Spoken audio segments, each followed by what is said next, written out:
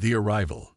The Galactic Peacekeeping Academy loomed before Jack Harper, a gleaming spire of iridescent metal that seemed to defy the laws of physics.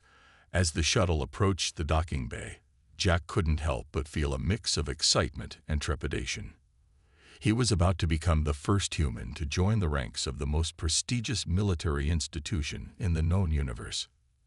As Jack stepped off the shuttle, the artificial gravity of the space station tugged at him, slightly lighter than Earth's pull. He took a deep breath, tasting the sterile, recycled air. Around him, a cacophony of alien languages filled the docking bay, punctuated by the occasional beep and whir of advanced technology. A tall, willowy alien with 4 arms and skin that shimmered like oil on water approached him. "Cadet Harper," it asked in perfect English, its voice a melodious trill. Jack snapped to attention. "Yes, sir," or, ma'am. The alien's skin rippled in what Jack hoped was amusement. "I am Instructor Zorax. We do not have binary genders in my species. They will suffice. Welcome to the Galactic Peacekeeping Academy." As Zorax led Jack through the winding corridors of the Academy, the human couldn't help but gawk at the diverse array of alien life forms around him. Creatures of all shapes, sizes, and compositions bustled about, some floating, others slithering, a few even phasing in and out of visible existence. "You seem surprised, Cadet Harper," Zorax observed, their skin shifting to a deeper shade of blue. Jack nodded, trying to regain his composure. "It's just, I've never seen so many different species in one place before. On Earth, we've only had contact with a handful of alien races." Zorax's 4 eyes blinked in sequence. "Ah, yes. Earth. The Deathworld." They said the last word with a mix of fascination and trepidation. Jack had heard that term before. It was how most of the galactic community referred to his homeworld. A planet so inhospitable, so fraught with danger, that it was a miracle any sentient life had evolved there at all, let alone achieved spaceflight. "We're not so bad once you get to know us," Jack said with a grin, hoping to lighten the mood. Zorax's skin rippled again, but this time Jack couldn't quite read the emotion. "Indeed. That remains to be seen, Cadet. Now let me show you to your quarters." As they walked, Jack noticed the curious and sometimes wary glances from other cadets. He was used to being an outsider. Humans were still a rarity in galactic society.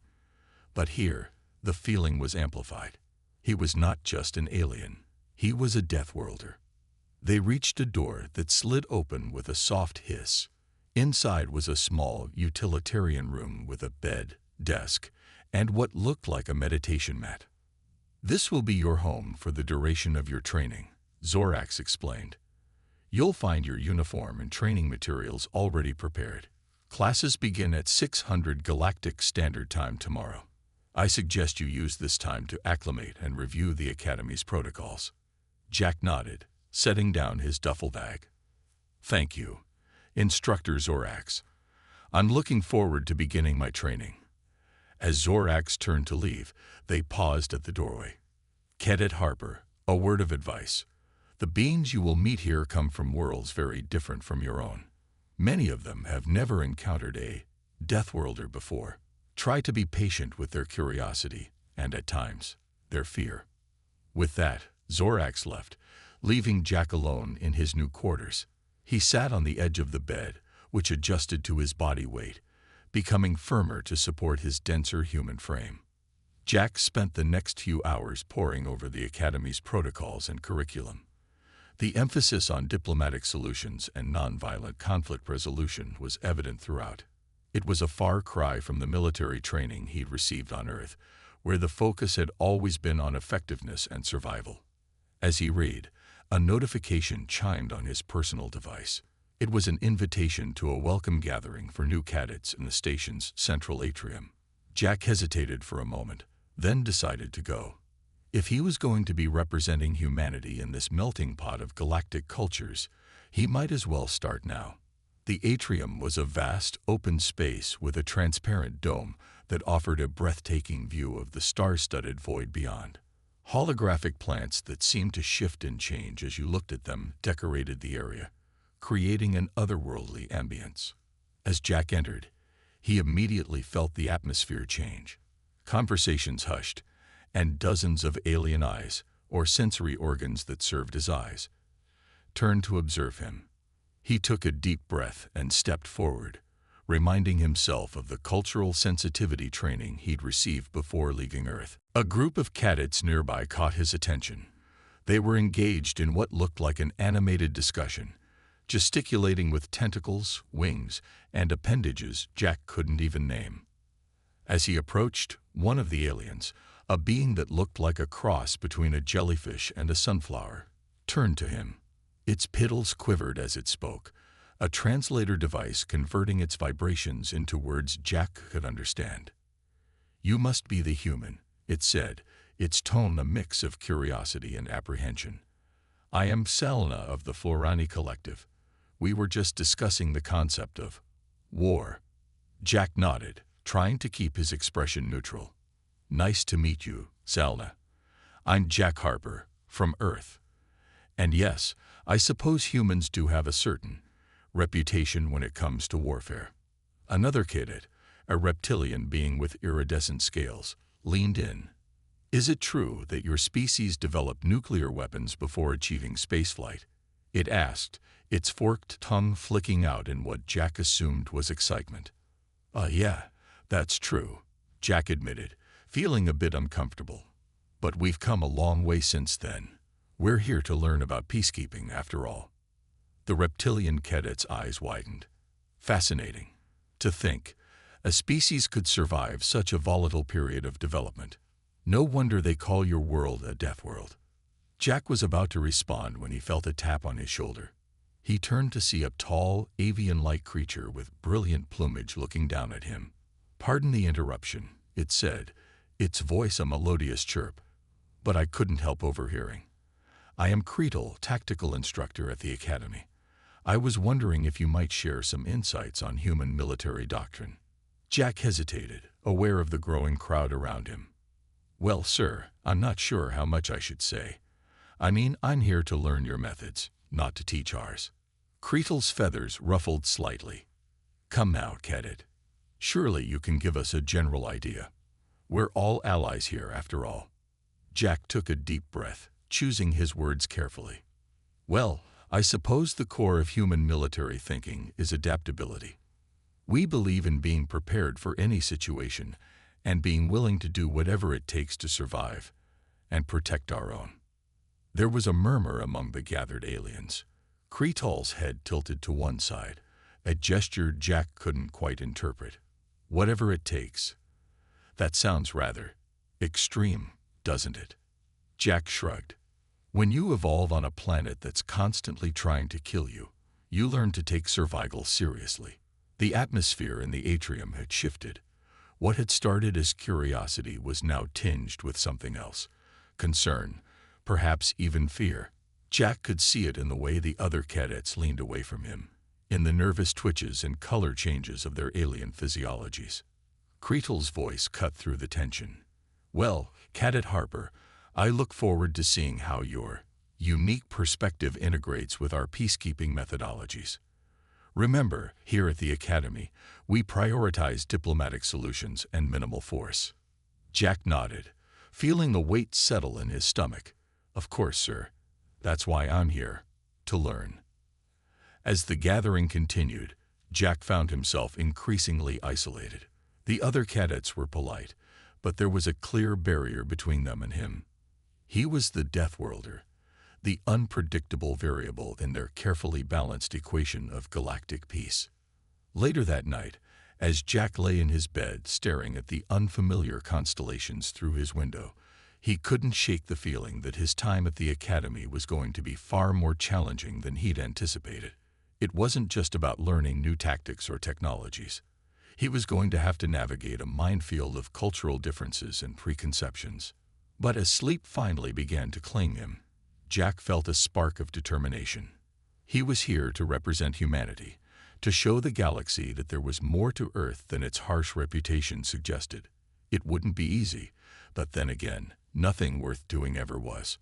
Tomorrow would be his first real day of training, the first step in bridging the gap between his Deathworld upbringing and the galactic ideals of peace. As he drifted off to sleep, Jack Harper couldn't help but smile. After all, if there was one thing humans excelled at, it was overcoming impossible odds. The adventure was just beginning. The simulation. The first week at the Galactic Peacekeeping Academy had been a whirlwind of new experiences for Jack Harper. He'd attended lectures on interspecies diplomacy, practiced meditation techniques with gaseous beings, and even learned to communicate in basic galactic standard. But today was different. Today was the day of the first combat simulation. As Jack entered the holographic training chamber, he felt a mix of excitement and apprehension. This was his chance to prove himself, to show that humans could adapt to the Academy's methods. The room was filled with cadets of various species, all buzzing with nervous energy. Instructor Zorax's voice echoed through the chamber. "Cadets, today's simulation will test your ability to resolve a planetary border dispute. Remember, the goal is to achieve peace with minimal casualties. You will be divided into 2 teams." Jack found himself assigned to a team with Zelna, the Florani collective he'd met at the welcome gathering, and 3 other aliens he didn't recognize. As they huddled to discuss strategy, Jack couldn't help but notice the wary glances from his teammates. "Okay," Jack said, trying to break the ice. "What's our approach?" A crystalline being that seemed to shimmer with every movement spoke up. "Standard procedure dictates we begin with a formal request for negotiations, followed by a show of our peacekeeping force to encourage compliance." Jack frowned. "But won't that just escalate the situation? If we show force right away, they might see it as a threat." Zelna's petals quivered. "The human has a point. Perhaps we should consider a more subtle approach." Before they could discuss further, the simulation began. The holographic environment shifted, placing them on a rocky, disputed border between 2 alien civilizations. Tensions were high, with armed forces on both sides eyeing each other warily. As the team's designated leader, the crystalline being stepped forward to initiate negotiations. Jack watched, increasingly frustrated, as the talks went nowhere. Both sides were entrenched in their positions, and the show of peacekeeping forces only seemed to aggravate them further. "This isn't working," Jack muttered. "We need to change tactics." Without waiting for approval, Jack stepped forward. "Hey," he shouted, drawing all eyes to him. "You're all so focused on this border that you're missing the bigger picture. Have you considered what's actually on this land?" The simulated aliens looked confused. Jack pressed on. "I mean, why is this specific piece of land so important? There's got to be a reason you're both willing to go to war over it, right?" A murmur went through both sides. One of the alien leaders, a towering insectoid, clicked its mandibles. "There are rare mineral deposits in these mountains, essential for our technology." Jack nodded. "Okay, that's a start. And I'm guessing it's the same for you guys?" he asked, turning to the other side, who nodded reluctantly. "So here's a crazy idea," Jack continued. "Instead of fighting over who gets to mine these minerals, why not work together? Set up a joint mining operation. Share the resources, share the profits. You'll both get what you need, and you might even learn something from each other in the process." There was a moment of stunned silence. Then, slowly, the alien leaders began to nod. Discussions broke out on both sides, and soon tentative agreements were being made. As the simulation faded away, Jack turned to find his teammates staring at him in shock. Zelna was the first to speak. That was unorthodox, but effective. The crystalline being seemed less impressed. "You completely disregarded protocol. We were supposed to follow peacekeeping procedures, not whatever that was." Before Jack could respond, Instructor Zorax's voice filled the chamber. "An interesting approach, Cadet Harper. Unconventional, but it achieved the desired outcome. However, I must remind you that in real situations, improvising can be dangerous. We have protocols for a reason." Jack nodded, but he couldn't help feeling a sense of satisfaction. He'd found a peaceful solution, even if it wasn't by the book. As they left the simulation chamber, Jack overheard snippets of conversation from other cadets. "Did you see what the human did? Completely disregarded procedure. But it worked, didn't it?" The next few days saw a shift in how the other cadets interacted with Jack. Some, like Zalina, seemed intrigued by his approach and sought him out to discuss tactics. Others kept their distance, viewing him with a mix of curiosity and wariness. It all came to a head during a tactical theory class led by instructor Cretal. The avian alien was discussing the finer points of de-escalation when he suddenly turned to Jack. "Cadet Harper, perhaps you'd like to share your views on conflict resolution, given your unique approach in the simulation." Jack felt all eyes in the room turn to him. He took a deep breath. "Well, sir, I believe that sometimes you need to think outside the box. Traditional methods don't always work, especially when dealing with unfamiliar cultures or situations." Cretal's feathers ruffled. "And you believe your outside-the-box thinking is superior to millennia of developed peacekeeping protocols?" "Not superior," Jack clarified, choosing his words carefully. "Just different. On Earth, we've learned that adaptability is key to survival. Sometimes, that means being willing to try unconventional solutions." A murmur ran through the class. Cretal's eyes narrowed. "Survival. There's that word again. Tell me, Cadet Harper, do you view every situation as a fight for survival?" Jack hesitated. "Not every situation, no. But we're trained to be prepared for the worst. To have contingencies. Even in peacekeeping missions," Cretal pressed. "Especially in peacekeeping missions," Jack replied, his voice firm. "Because if peace fails, if negotiations break down, we need to be ready to protect ourselves and others. It's not about looking for a fight. It's about being prepared for one if it comes to us." The classroom erupted in chatter. Some cadets nodded in agreement, while others looked appalled. Cretal raised a wing for silence. "An interesting perspective, Cadet Harper. One that, I fear, may be at odds with the very foundation of this academy. We are here to prevent conflicts, not to prepare for them." Jack felt a surge of frustration. "With all due respect, sir, isn't being prepared the best way to prevent conflicts? If potential aggressors know we're capable of defending ourselves and others, won't they be less likely to start something in the first place?" Cretal's feathers flattened against his body, a sign Jack had come to recognize as disapproval. That, Cadet Harper, is a dangerous line of thinking. One that has led to arms races and preemptive strikes throughout galactic history. As the class ended, Jack could feel the divide between himself and many of the other cadets growing. He'd come here to learn, to integrate into galactic society, but it seemed that the very instincts that had allowed humanity to survive on Earth were setting him apart here. Later that evening, as Jack sat alone in the Academy's observatory, watching the swirl of distant galaxies, he felt a presence beside him. It was Zalina, its petals glowing softly in the dim light. "You seem troubled, Jack Harper," the Florani said, its translator converting the vibrations into a soft, melodious voice. Jack sighed. "I'm starting to wonder if I made a mistake coming here. Maybe humans are just too different." Zalina's petals rustled in what Jack had come to recognize as their equivalent of a shrug. "Different is not always bad. Your perspective, while shocking to some, offers new possibilities. Perhaps it is not you who needs to change, but the Academy that needs to adapt." Jack looked at the alien in surprise. "You really think so?" "The universe is vast and full of dangers," Zalina said. "Perhaps a little of your Deathworld thinking is exactly what the Galactic Peacekeeping Force needs." As they sat there, watching the stars, Jack felt a renewed sense of purpose. He might be an outsider, a Deathworlder among the stars, but that didn't mean he couldn't make a difference. In fact, it might be exactly why he needed to be here. The real challenge was just beginning.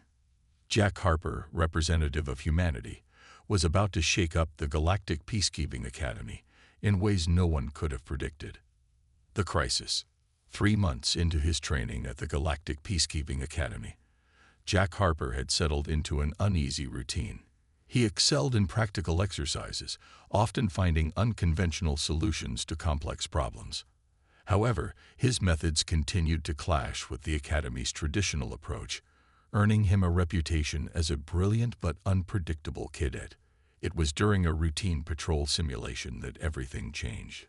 Jack was paired with Salna and a Medusan cadet named Zrith for a mock peacekeeping mission when alarms blared throughout the station. Instructor Zorax's voice crackled over the intercom, their usual calm demeanor replaced by urgency. "This is not a drill. All cadets report to the main auditorium immediately." As they rushed through the corridors, Jack exchanged worried glances with his alien companions. The academy was abuzz with nervous energy, rumors flying faster than light speed. In the auditorium, a tense hush fell over the gathered cadets as Admiral Vexlor, the head of the academy, took the stage. The Admiral's cephalopod-like features were grave, their tentacles writhing with barely contained stress. "Cadets, we face an unprecedented crisis," Vexlor began, their voice resonating through the room. "A previously unknown species has emerged from uncharted space. They call themselves the Swarm, and they have already overwhelmed 3 peaceful systems on the outer rim." Gasps and murmurs rippled through the audience. Jack felt a chill run down his spine. This was no longer a simulation or an academic exercise. This was real. Admiral Vexlor continued, "The Galactic Council has activated all peacekeeping forces. As cadets, you are not obligated to participate. However, given the scale of this threat, we are asking for volunteers to assist in evacuation and defensive operations." Without hesitation, Jack stood up. Around him, other cadets began to rise as well, some immediately, others with more reluctance. Zalma's petals quivered as they stood beside Jack, while Zrith's crystalline form seemed to pulse with nervous energy. As the volunteers were briefed on the situation, the true scale of the crisis became clear. The swarm moved with terrifying speed and efficiency, consuming resources and assimilating technology as they advanced. Traditional peacekeeping methods had proven ineffective against their relentless onslaught. Jack found himself assigned to a mixed team of cadets and experienced peacekeepers, tasked with evacuating a small colony on the planet Nebulon Prime, directly in the swarm's path. As they boarded their sleek peacekeeping vessel, Jack couldn't shake the feeling that they were vastly underprepared for what they were about to face. The journey to Nebulon Prime was tense. Jack spent hours poring over what little data they had on the swarm, trying to discern any weaknesses or patterns. His mind raced with potential strategies, each more desperate than the last. As they approached the planet, the true horror of the situation became apparent. The swarm's massive ships loomed in the distance, a dark cloud threatening to engulf the peaceful colony below. "We have approximately 4 hours before the swarm reaches the planet," announced Captain Lurax, a veteran peacekeeper with iridescent scales and a stern demeanor. "Our priority is to evacuate as many colonists as possible." Jack spoke up, "Captain, with all due respect, evacuation alone won't be enough. We need to slow down the swarm, buy more time for the colonists and for reinforcements to arrive." Captain Lurax's eyes narrowed. "And how do you propose we do that, Cadet? We are peacekeepers, not warriors.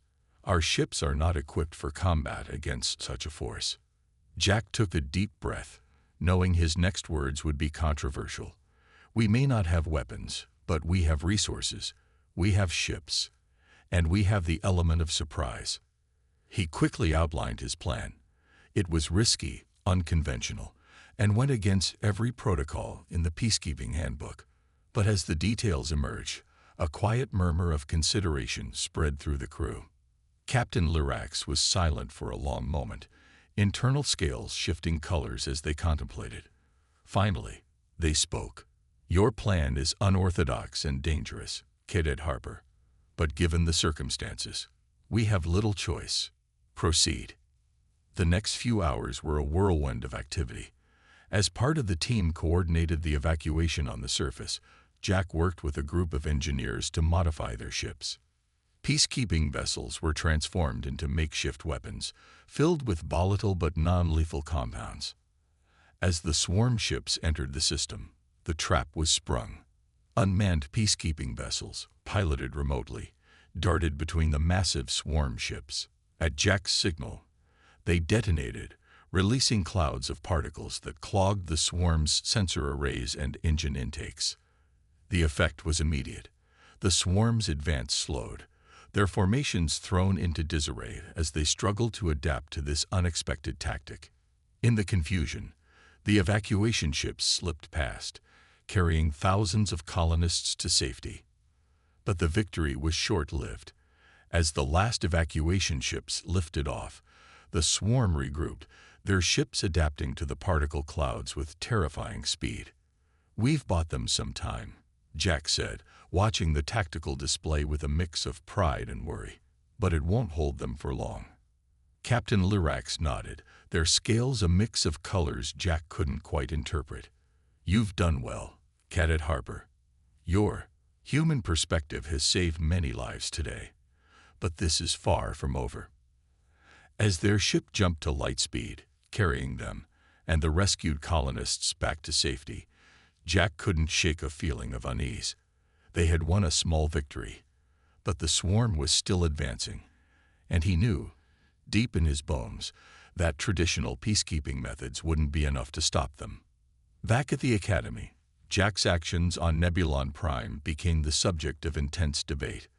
Some praised his quick thinking and adaptability, while others criticized his disregard for established protocols. In a tense meeting with Admiral Vexlor and the Academy's top instructors, Jack found himself defending his actions. "What you did was reckless," Instructor Cretel said, feathers bristling. "You turned peacekeeping vessels into weapons. That goes against everything we stand for." "With all due respect," Jack countered, "what we stand for won't matter if we're all dead or assimilated. The swarm doesn't care about our protocols or our peacekeeping ideals. They're a threat unlike anything the galaxy has faced before." Admiral Vexlor's tentacles writhed thoughtfully. "Cadet Harper may have a point. Our traditional methods have proven ineffective against this new threat." "So what are you suggesting?" Zorax asked, their multifaceted eyes fixed on Jack. "That we abandon our principles, become warriors instead of peacekeepers." Jack shook his head. "Not abandon them, no, but adapt them. We need to be flexible, to find a middle ground between peacekeeping and survival." The room fell silent, the weight of Jack's words hanging in the air. It was Talna, who had been quietly observing, who finally spoke up. "Perhaps," the Floreni said, petals quivering, "this is why the human perspective is valuable. They come from a world that demanded adaptation for survival. That experience, it could be crucial in facing this new threat." Admiral Vexlor's tentacles curled and uncurled, a sign Jack had learned indicated deep thought. "Your words have merit, Cadet Harper, Cadet Salina. But implementing such changes won't be easy. Many in the Galactic Council will resist." "Then we need to convince them," Jack said, his voice firm. "Because if we don't adapt, if we don't find a new way to face this threat, there won't be a galaxy left to keep peace in." As the meeting adjourned, Jack could feel the shift in the air. The crisis with the swarm had changed everything. The comfortable theories and ideals of the Academy were being put to the ultimate test, and Jack knew that humanity's hard-earned survival instincts might be the key to facing this new terrifying threat. The real challenge was just beginning. Jack Harper, once an outsider, now found himself at the center of a galactic crisis. The lessons of Earth, the very things that had made him different, might just be what the galaxy needed to survive. As he left the meeting room, Jack caught sight of his reflection in a polished wall panel. The face that looked back at him was no longer just a cadet, but a symbol of humanity's potential to change the course of galactic history. The swarm was coming, and thanks to one human's Deathworld tactics, the galactic peacekeeping force might just have a fighting chance. The decision, In the weeks following the Nebulon Prime incident, the Galactic Peacekeeping Academy had transformed. Gone were the leisurely lectures on diplomatic protocol and the simulations of minor border disputes. Now the halls buzzed with urgent discussions of defense strategies and evacuation plans. Jack Harper found himself at the center of it all. His unorthodox methods now the subject of intense study rather than criticism. But with this new attention came a heavy burden of responsibility. Cadet Harper, the Council requests your presence. Jack looked up from the tactical display he'd been studying to see Instructor Zorak standing in the doorway, their multifaceted eyes unreadable. The Council? Jack asked, surprised. As in, the Galactic Council. Zorax nodded, their skin shimmering with what Jack had come to recognize as nervous energy. Recent events have elevated certain discussions. Your perspective is being sought. As Jack followed Zorax through the winding corridors of the Academy, he couldn't help but feel a mix of anticipation and dread. The Galactic Council was the highest governing body in known space, comprising representatives from hundreds of species across the galaxy. For them to request the presence of a cadet, a human cadet, no less, was unprecedented. They entered a vast, circular chamber. Holographic displays flickered around the perimeter, showing real-time updates of the swarm's advance. In the center, beings of all shapes and sizes were engaged in heated debate. Admiral Vexilor noticed their arrival and gestured for silence. Esteemed members of the Council, I present Cadet Jack Harper of Earth. All eyes turned to Jack. He swallowed hard, suddenly very aware of his humanity in this alien assembly. A being that seemed to be made entirely of swirling gases spoke first, its voice a harmonious whisper. Cadet Harper, we have heard much about your innovative tactics on Nebulon Prime. Some call them a necessary adaptation. Others, a dangerous deviation from our principles. Jack took a deep breath. With respect, counselors, I believe they were both. The galaxy is facing a threat unlike any we've encountered before. Our principles are important, but they shouldn't come at the cost of our survival. Murmurs rippled through the chamber. A crystalline being chimed in, its voice resonating like struck glass. But where do we draw the line, human? If we abandon our peaceful ways, do we not become that which we have sworn to prevent? It's not about abandoning peace, Jack argued, feeling more confident.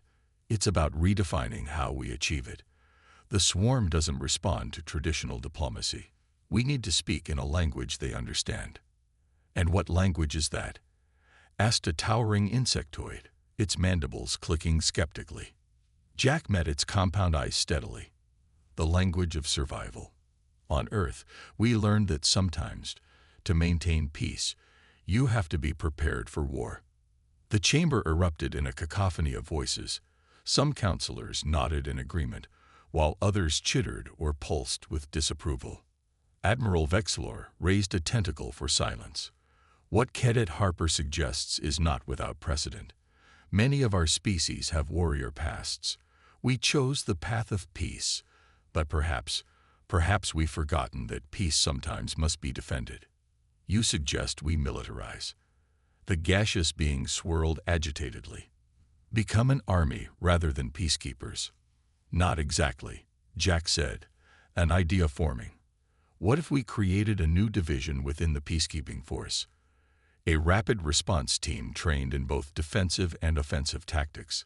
They would only be deployed in extreme situations, like the swarm. The council fell into thoughtful silence. It was Zelda, present as a representative of the junior cadets, who spoke up.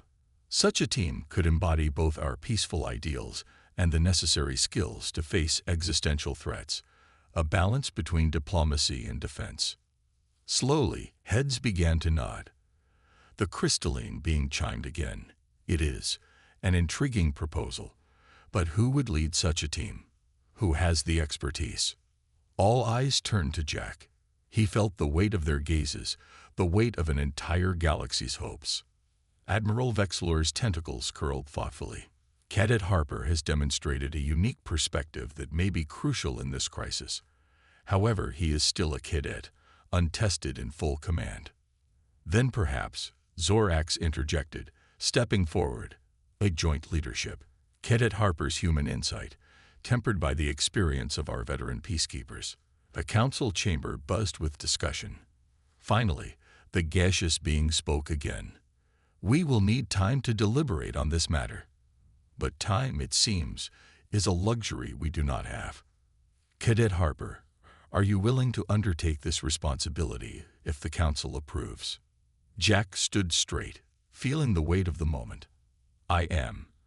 Earth has always stood ready to defend its allies. As humanity's representative here, I'll do whatever it takes to protect the galaxy we've become a part of. The insectoid counselor's mandibles clicked rapidly. Bold words, human. Let us hope you can live up to them. As the council fell into intense debate, Jack was ushered out of the chamber. In the corridor, he found himself face to face with Creetle, the tactical instructor who had been his harshest critic. Cadet Harper, Creetle said, his feathers rustling. I may have misjudged you. Your words in there, they showed wisdom I did not expect. Jack nodded, accepting the olive branch. We're all learning, sir. This situation is new for everyone. Creetle's eyes gleamed. Indeed. I've been reviewing some of Earth's historical military strategies. I believe there may be value in incorporating some of these into our new tactical approach. Before Jack could respond, the doors to the council chamber opened.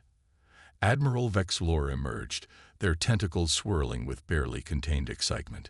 Cadet Harper, the council has reached a decision. They've approved the formation of the new division.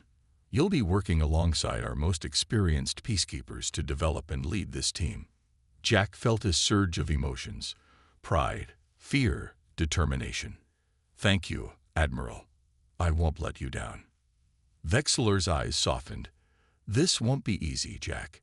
You'll be charting unknown territory, balancing our peaceful ideals with the harsh realities of this threat. Are you sure you're ready for this? Jack thought of Earth, of the long history of conflict and peace that had shaped his species. He thought of the diverse beings he'd met at the Academy, of the vast and wondrous galaxy that now faced existential peril. I'm ready, he said, his voice firm. We'll find a way to preserve peace, even if we have to fight for it. As news of the Council's decision spread through the Academy, Jack found himself at the center of a whirlwind of activity. Cadets and instructors alike sought him out, eager to contribute ideas or offer support. In his quarters that night, as he looked out at the star-filled sky, Jack felt the enormity of the task ahead. He was no longer just a cadet from a death world. He was now a symbol of hope, a bridge between peaceful ideals and the harsh realities of survival. The swarm was still advancing, consuming worlds and civilizations in its path. But now, thanks to one human's willingness to challenge the status quo, the galaxy was adapting, preparing to fight back. As Jack Harper drifted off to sleep, his mind swirled with plans and strategies. Tomorrow, the real work would begin.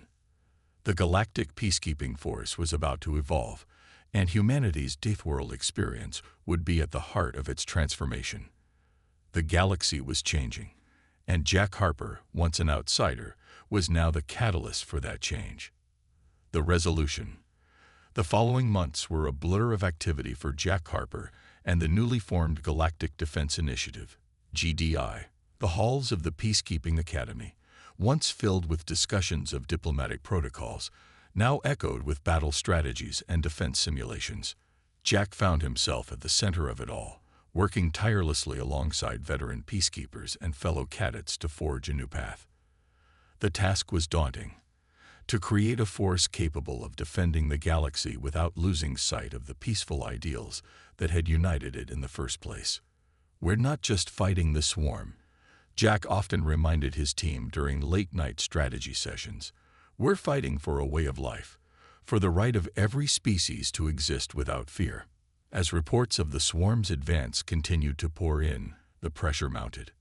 Entire systems were going dark, countless lives lost or assimilated into the ever-growing threat.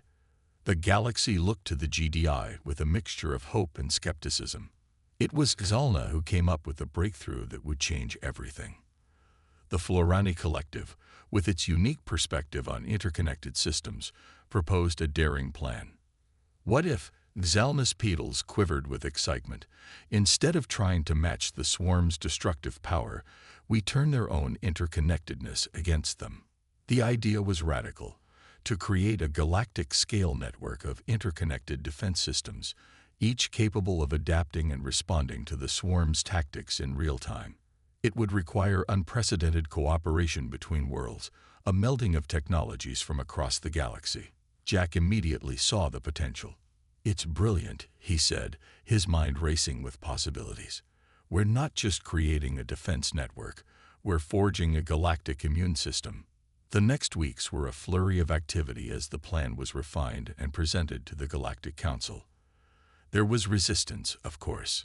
Many worlds were hesitant to share their advanced technologies or allow foreign systems access to their defenses. It was here that Jack's human diplomacy, honed on a world of diverse cultures and conflicting ideologies, proved invaluable. He worked tirelessly, negotiating with representatives from hundreds of worlds, finding common ground and building trust. "We're stronger together," became his mantra, echoing through council chambers and diplomatic halls across the galaxy. "United, we have a chance. Divided, we fall." Slowly but surely, the network began to take shape. Weapons platforms from militant species were linked with shield generators from pacifist worlds. Predictive algorithms from hive mind collectives merged with the intuitive battle strategies of warrior races. At the heart of it all was Earth's contribution: adaptive AI systems designed to learn and evolve in real time, much like the swarm itself. As the day of reckoning approached, Jack found a quiet moment alone in the observatory, staring out at the stars. Admiral Vexlor found him there, their tentacles swirling with a mix of emotions. "You've done remarkably well, Jack," the Admiral said, joining him at the viewport. "When you first arrived here, I never imagined a human would be instrumental in uniting the galaxy." Jack smiled wryly. "Honestly, sir, neither did I. I came here to learn, not to lead a galactic defense force." Vexlor's eyes twinkled. "Perhaps that's precisely why you were the right choice. Your willingness to learn, to adapt, it's what we all needed to remember." Their conversation was interrupted by an urgent alert. The swarm had been detected entering a heavily populated system. It was time to put their plan to the test. The next hours were a blur of activity as the GDI coordinated its response. Jack found himself in the heart of the command center, surrounded by holograms displaying real-time battle data from across the system. As the swarm encountered the first line of defenses, something remarkable happened. The networked systems began to adapt, predicting the swarm's movements and countering them before they could form. Shields reinforced themselves just before attacks. Weapon systems recalibrated to target weak points in the swarm's ever-changing formations. For the first time since the crisis began, the swarm's advance was not just slowed, it was stopped. The battle raged for days, a complex dance of action and reaction played out across an entire star system. Jack and his team worked around the clock, coordinating responses, adapting strategies, and managing the intricate balance of the galactic network. Finally, after what seemed like an eternity, the last of the swarm ships either retreated or were neutralized. A cheer went up in the command center, echoed across countless worlds as news of the victory spread.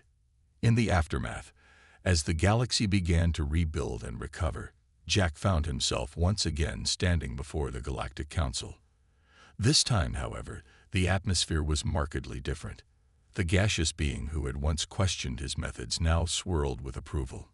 "Cadet." "No, Commander Harper," it said, its voice a harmonious whisper. "You have proven that there is strength in diversity, power in unity." The crystalline being chimed in agreement. "Your human perspective, combined with the wisdom of 1,000 worlds, has given us a new way forward, not just in defense, but in cooperation." Admiral Vexlor stepped forward, their tentacles curling with pride. "The Galactic Peacekeeping Force has evolved. thanks in no small part to your influence.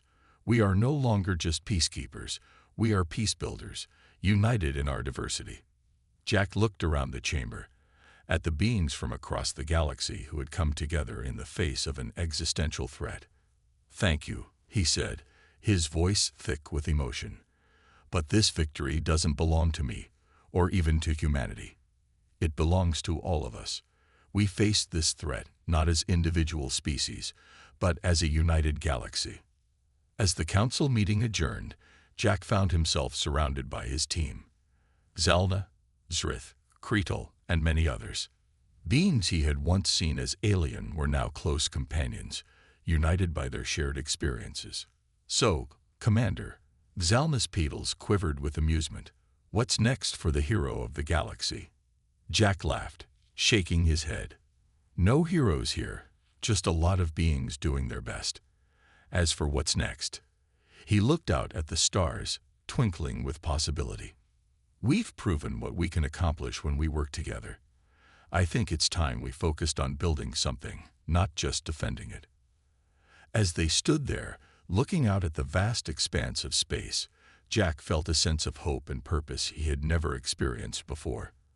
The galaxy had faced its greatest threat and emerged stronger, more united. And humanity, once seen as primitive Deathworlders, had played a crucial role in that unity. The adventure, it seemed, was just beginning.